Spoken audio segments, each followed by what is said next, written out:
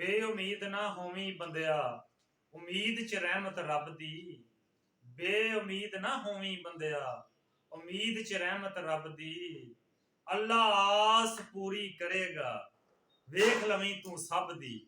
ਮੱਖਣ ਜੱਟ ਪੰਜਾਬੀ ਚੈਨਲ ਵੱਲੋਂ तमाम सुनने वाले वीरां भरावां बेलियां देसियां परदेसियां नूं अस्सलामु अलैकुम।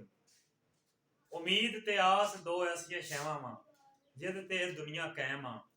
ਜਿਹੜੇ ਲੋਕ ਆਸ ਤੇ ਉਮੀਦ ਨੂੰ ਛੱਡ ਦਿੰਦੇ ਆ, ਅੱਲਾ ਨਾ ਕਰੇ ਉਹ ਮਾਯੂਸੀ ਵੱਲ ਚਲੇ ਜਾਂਦੇ ਆ।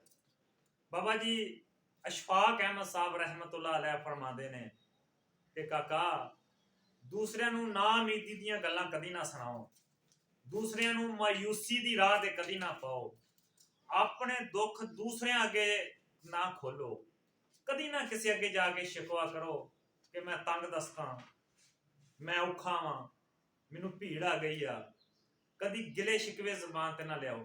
ਅਸ਼ਫਾਕ ਅਹਿਮਦ ਸਾਹਿਬ ਫਰਮਾਉਂਦੇ ਨੇ ਕਿ ਹਮੇਸ਼ਾ ਅੱਛੀਆਂ ਗੱਲਾਂ ਦੂਸਰਿਆਂ ਨਾਲ ਸ਼ੇਅਰ ਕਰੋ, ਦੂਸਰਿਆਂ ਨੂੰ ਉਮੀਦ ਦਿਵਾਓ। ਤੋ ਬਾਬਾ ਜੀ ਹੋਰਾਂ ਦਾ ਇਹ ਕੌਲ ਅਗਰ ਕਲਾਮੁੱਲਾ ਨੂੰ ਪੜ੍ਹੀਏ ਤੇ ਅੱਲਾ ਦੀ ਜ਼ਾਤ ਕਲਾਮੇ ਪਾਕ 'ਚ ਵੀ ਫਰਮਾਉਂਦੀ ਆ ਕਿ ਐ ਈਮਾਨ ਵਾਲਿਓ, ਦੂਸਰਿਆਂ ਨਾਲ ਅੱਛੀਆਂ ਗੱਲਾਂ ਸ਼ੇਅਰ ਕਰੋ, ਦੂਸਰਿਆਂ ਨਾਲ ਉਮੀਦ ਦੀਆਂ ਗੱਲਾਂ ਸ਼ੇਅਰ ਕਰੋ। ਤੋ ਅਸੀਂ ਅੱਜ ਤੋਂ ਬਾਅਦ ਐਦ ਕਰੀਏ ਕਿ ਲੋਕਾਂ 'ਚ ਮਾਯੂਸੀ ਫੈਲਾਉਣੀ ਬੰਦ ਕਰ ਦਈਏ। ਸਾਡਾ ਇਹ ਮਾਈਂਡ ਬਣ ਗਿਆ ਵਾ ਕਿ ਹਾਲਾਤ ਅੱਛੇ ਨਹੀਂ ਹੋਣੇ, ਜਿਹੜਾ ਹਾਕਮ ਆਇਆ ਇਹ ਚੋਰ ਆ, ਇਹਨੇ ਹਰ ਸ਼ੈ ਲੁੱਟ ਪੁੱਟ ਕੇ ਲੈ ਜਾਣੀ ਆ, ਹਰ ਅਦਾਰੇ 'ਚ ਰਿਸ਼ਵਤ ਆ, ਹਰ ਪਾਸੇ ਮਾਯੂਸੀ ਆ। ਯਾਨੀ ਕਿ ਸਾਡਾ ਇਹ ਮਾਈਂਡ ਬਣ ਗਿਆ ਵਾ। ਅਗਰ ਰੇਸ਼ੋ ਕੱਢੀ ਜਾਵੇ ਤਾਂ ਜਜ਼ੀਆ ਨਗਾਰ ਇਹ ਲਿਖਦੇ ਆ ਕਿ ਪਾਕਿਸਤਾਨ 'ਚ 98% ਲੋਕ ਜਿਹੜੇ ਉਹ ਮਾਯੂਸੀ ਦੀ ਰਾਹ ਤੇ ਜਾ ਰਹੇ ਆ। ਨੌਜਵਾਨ ਆਪਣੇ ਮੁਸਤਕਬਲ ਤੇ ਮਾਯੂਸ ਆ, ਜਿਹੜੇ ਜ਼ਈਫ ਆ, ਬੁੱਢੇ ਆ, ਉਹ ਆਪਣੀ ਆਖਰਤ ਲਈ ਮਾਯੂਸ ਆ। ਜਿਹੜੇ ਮਾਂ-ਬਾਪ ਆ ਉਹ ਔਲਾਦ ਦੀ ਖਾਤਰ ਮਾਯੂਸ ਆ। ਜਿਹੜੀ ਔਲਾਦ ਆ ਉਹ ਮਾਂ-ਬਾਪ ਦੇ ਗਿਲੇ ਸ਼ਿਕਵੇ ਹਜ਼ਾਰਾਂ ਦੀ ਤਾਦਾਦ 'ਚ ਕਰੀ ਜਾਂਦੇ ਆ। ਜਿਹੜੇ ਦੋਸਤ ਆ ਉਹ ਦੋਸਤਾਂ ਦੇ ਨਾਲ ਮਾਯੂਸ ਆ, ਉਹਨਾਂ ਦੇ ਰਵੱਈਏ ਤੋਂ ਮਾਯੂਸ ਆ। ਕਿੱਸਾ ਕੁੱਤਾ ਇਹ ਆ ਕਿ ਅੱਜ ਲੰਮਾ ਫਿਕਰੀਆ ਵਾ।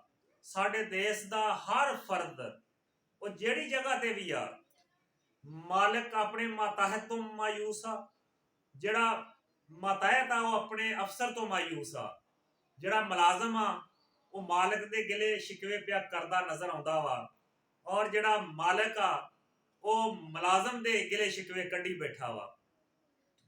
ਜਿਹੜਾ ਹੁਕਮਰਾਨ ਆ ਉਹ ਰਿਆਇਆ ਦੇ ਗਿਲੇ ਸ਼ਿਕਵੇ ਪਿਆ ਕਰਦਾ ਵਾ, ਜਿਹੜੀ ਰਿਆਇਆ ਵਾ ਉਹ ਆਪਣੇ ਹੁਕਮਰਾਨ ਨਾਲ ਨਾਲਾ ਪਈ ਨਜ਼ਰ ਆਉਂਦੀ ਆ। ਇਹ ਸਾਨੂੰ ਆਪਣਾ ਮਾਈਂਡ ਚੇਂਜ ਕਰਨਾ ਪੈਣਾ ਵਾ। ਅਸ਼ਫਾਕ ਅਹਿਮਦ ਸਾਹਿਬ ਕਹਿੰਦੇ ਆ ਕਿ ਹਮੇਸ਼ਾ ਮੁਸਬਤ ਸੋਚ ਅਪਣਾਓ। ਅਗਰ ਮੁਸਬਤ ਸੋਚ ਅਪਣਾਓਗੇ ਫਿਰ ਤੁਹਾਡੀ ਜ਼ਿੰਦਗੀ ਆਸਾਨ ਹੋ ਜਾਏਗੀ, ਤੁਹਾਡਾ ਟਾਰਗੇਟ ਹਾਸਲ ਕਰਨਾ ਆਸਾਨ ਹੋ ਜਾਏਗਾ, ਤੁਹਾਡੇ ਵਾਸਤੇ ਮੰਜ਼ਿਲ ਕਰੀਬ ਕਰ ਦਿੱਤੀ ਜਾਏਗੀ, ਤੁਹਾਡੇ ਤੋਂ ਹਨੇਰੇ ਦੂਰ ਕਰ ਦਿੱਤੇ ਜਾਣਗੇ, ਆਸ ਤੇ ਉਮੀਦ ਦੀਆਂ ਕਿਰਨਾਂ ਤੁਹਾਡੇ ਤੇ ਜਗਮਗਾ ਉੱਠਣਗੀਆਂ ਅਗਰ ਤੁਸੀਂ ਆਪਣੀ ਸੋਚ ਪੋਜ਼ਿਟਿਵ ਕਰ ਲਓਗੇ। ਲੇਕਿਨ ਅਸੀਂ ਆਪਣਾ ਮਾਈਂਡ ਨੈਗੇਟਿਵ ਕਰ ਲਿਆ ਵਾ। ਅਸੀਂ ਦੂਸਰਿਆਂ ਦੇ ਖਿਲਾਫ, ਦੂਸਰਿਆਂ ਦੇ ਮਾਮਲੇ 'ਚ ਹਮੇਸ਼ਾ ਬੁਰਾ ਗੁਮਾਨ ਕਰਦੇ ਹਾਂ। ਅਸੀਂ ਆਪਣਾ ਮਾਈਂਡ ਹੀ ਨਹੀਂ ਬਣਾਇਆ ਕਿ ਕੋਈ ਸਾਡੇ ਨਾਲ ਅੱਛਾਈ ਕਰੇਗਾ, ਕੋਈ ਸਾਡੇ ਨਾਲ ਅੱਛਾ ਵਰਤਾਓ ਕਰੇਗਾ, ਕੋਈ ਸਾਡੇ ਨਾਲ ਅੱਛਾ ਬਿਹੇਵੀਅਰ ਕਰੇਗਾ। ਤੋ ਅਸੀਂ ਅੱਜ ਤੋਂ ਬਾਅਦ ਆਪਣਾ ਮਾਈਂਡ ਚੇਂਜ ਕਰੀਏ, ਆਪਣਾ ਮਾਈਂਡ ਮੁਸਬਤ ਕਰੀਏ ਔਰ ਅੱਲਾ ਦੀ ਜ਼ਾਤ ਤੇ ਉਮੀਦ ਅੱਛੀ ਰੱਖੀਏ। ਜਿੱਦਾਂ ਕਿ ਅੱਲਾ ਦੀ ਜ਼ਾਤ ਨੇ ਆਪਣੀ ਕਲਾਮ 'ਚ ਫਰਮਾਇਆ ਕਿ ਲੋਕਾਂ ਦੇ ਵੱਲ ਮਾਯੂਸੀ ਨਾ ਤੋਰੋ, ਲੋਕਾਂ ਦੇ ਵੱਲ ਬੇਉਮੀਦੀ ਨਾ ਤੋਰੋ। ਹੱਤਲ ਵਸਾ ਅੱਲਾ ਨੇ ਆਪਣੇ ਪੈਗੰਬਰਾਂ ਨੂੰ ਵੀ ਆਖਿਆ। ਮੂਸਾ ਅਲੈਹਿਸਸਲਾਮ ਨੂੰ ਅੱਲਾਹ ਤਬਾਰਕ ਤਆਲਾ ਨੇ ਆਖਿਆ ਸੀ ਕਿ ਮੂਸਾ, ਤੈਨੂੰ ਤਾਂ ਮੈਂ ਘੱਲਿਆ ਸੀ ਕਿ ਤੂੰ ਮੇਰੇ ਬੰਦਿਆਂ 'ਚ ਖੁਸ਼ੀ ਪੈਦਾ ਕਰੇ, ਰਾਹਤ ਪੈਦਾ ਕਰੇ, ਆਸਾਨੀ ਪੈਦਾ ਕਰੇ, ਮੇਰੀ ਰਹਿਮਤ ਉਜਾਗਰ ਕਰੇ, ਮੇਰੇ ਨਾਲ ਬੰਦਿਆਂ ਨੂੰ ਜੋੜੇ। ਮੂਸਾ, ਤੂੰ ਮੇਰੇ ਬੰਦਿਆਂ ਨੂੰ ਮਾਯੂਸ ਕਰਨਾ ਸ਼ੁਰੂ ਕਰ ਦਿੱਤਾ, ਮੇਰੇ ਬੰਦਿਆਂ ਨੂੰ ਰਹਿਮਤ ਤੋਂ ਦੂਰ ਕਰਨਾ ਸ਼ੁਰੂ ਕਰ ਦਿੱਤਾ, ਤੂੰ ਬੰਦਿਆਂ ਨੂੰ ਮੇਰੇ ਨਾਲ ਤੋੜਨਾ ਸ਼ੁਰੂ ਕਰ ਦਿੱਤਾ ਵਾ। ਤੋ ਅੱਜ ਤੋਂ ਬਾਅਦ ਅਸੀਂ ਜੋੜਨ ਵਾਲੀ ਸਿਫਤ ਅਪਣਾਈਏ।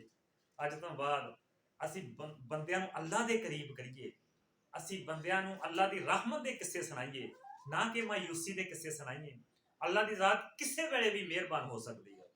ਅੱਲਾ ਦੀ ਜ਼ਾਤ ਮਾਯੂਸ ਤੋਂ ਮਾਯੂਸ ਸ਼ਖਸ ਜਿਹੜਾ ਜ਼ਿੰਦਗੀ ਤੋਂ ਨਾ ਉਮੀਦ